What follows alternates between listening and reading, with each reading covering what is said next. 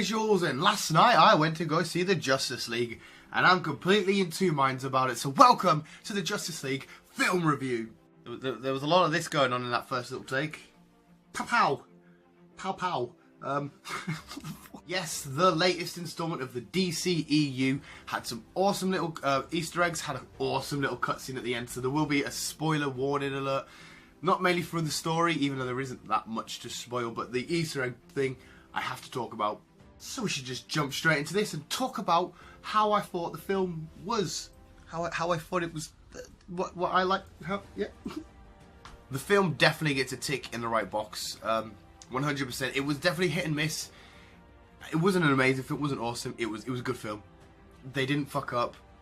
And the stuff that I'm taking issue with are sort of minor things, but the story as a whole, it was great. I could fully get behind and understand the whole, right, Steppenwolf, Mother Box, we need to get a team together, stop it, we need to, you know, stop him, we need to bring back Superman so he can give his hand. I can easily get behind that all day, every day, sweet. So the story was fine, that ticked the box there. The only thing which I still think they should have done was given solo films, because the team formed. We had Batman going out, like, obviously he knew Wonder Woman, The Flash, Cyborg, Aquaman. Aquaman and Cyborg originally were like, no, don't part of it.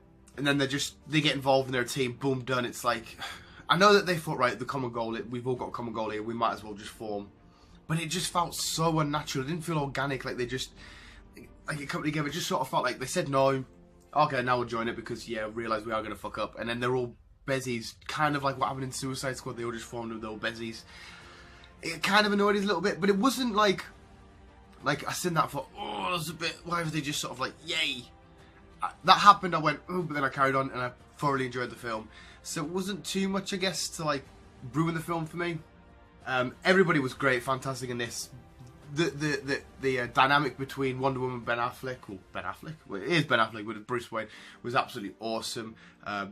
Wonder Woman, she could have been the standout character for me. She was just, I mean, I know she's hot as hell, but she was fantastic. Cyborg was great. He didn't look cheesy or tacky. Aquaman was absolutely fantastic. The underwater segments, like spots he had, was great. The Flash looked amazing. The sequences with the Flash were beautiful.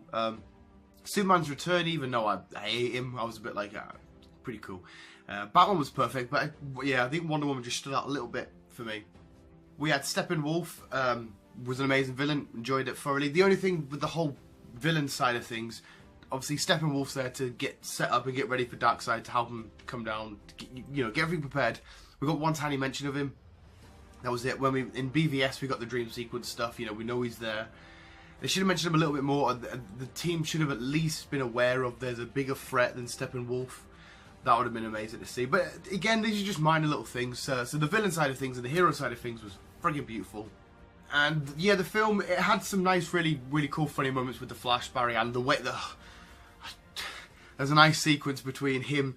I don't want to spoil it, right? This little bit is going to have a minor spoiler. When Superman comes back from the dead, the team have to all attack him, and they're all trying to, like, calm him down, and the Flash is like, I'll just run behind him, stop him, and as Flash is running, Superman, like, sees him in Flash's time, and it's just the way the Superman looks at him, it was like, oh my god, this is pretty cool, to actually see that on the big screen. So, I mean, it's going to get a nice solid 7 out of 10 for me. All the vehicles, all the Flying Fox in there, the Batmobile, and my favourite bit of the film was Aquaman just going, yeah!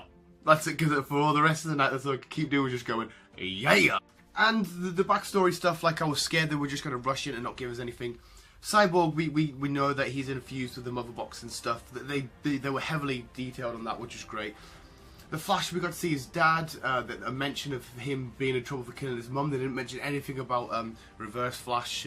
Maybe he's going to get a solo film along the way, and they're going to talk more about that. Aquaman, we got to see Atlantis. We got to mention that his mum was the queen, and what she did, when he was a child, just to get rid of him and stuff. I think he definitely did a solo film, because Cyborg was fine there and done. Flash was kind of, yeah, but he definitely could have done with a solo to just sort of get a bit more investment. But so they were hit and miss with the backstories. I don't know, some people maybe think, I don't want backstories, I just want to get straight into the team things, which is fine if you already know about the characters, that's fair enough, of course that's what you want. But I think there's a nice little long Longs, you know, on a Sunday you can sit and butch them, or you can watch the whole thing evolve, like you do in the MCU. I think it would have been nice. Maybe he's going to get a solo, which they're going to look into more next. Maybe, hopefully. But yeah, the film was great. If you're a comic book fan, I don't think you'll be disappointed. If you're a movie fan, I don't think you'll be disappointed. I think all around it's a good crack. Visually, it was beautiful to watch. The big battle sequences at the end, all the battle sequences were amazing. But the big end one is so many great colours, and parademons flying everywhere. The sky's all dark and everything's going nuts. And the coolest Easter egg was when Wonder Woman's giving a little backstory about mother boxes and Steppenwolf and stuff to Batman.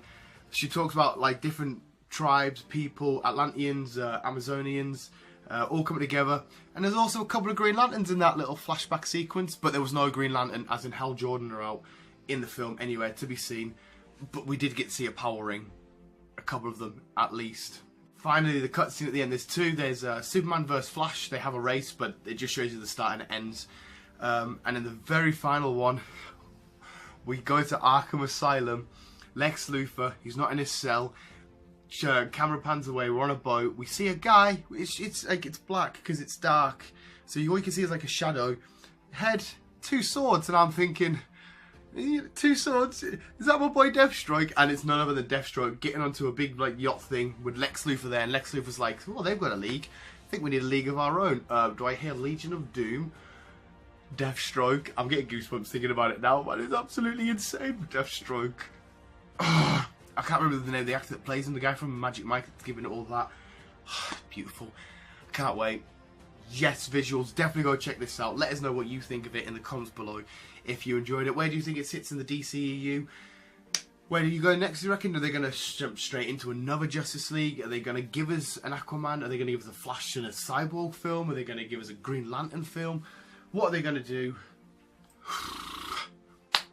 We'll just have to wait and see. But it was amazing. Go check it out. Visuals, keep being you. And for Batman's sake, keep on. Keep it on.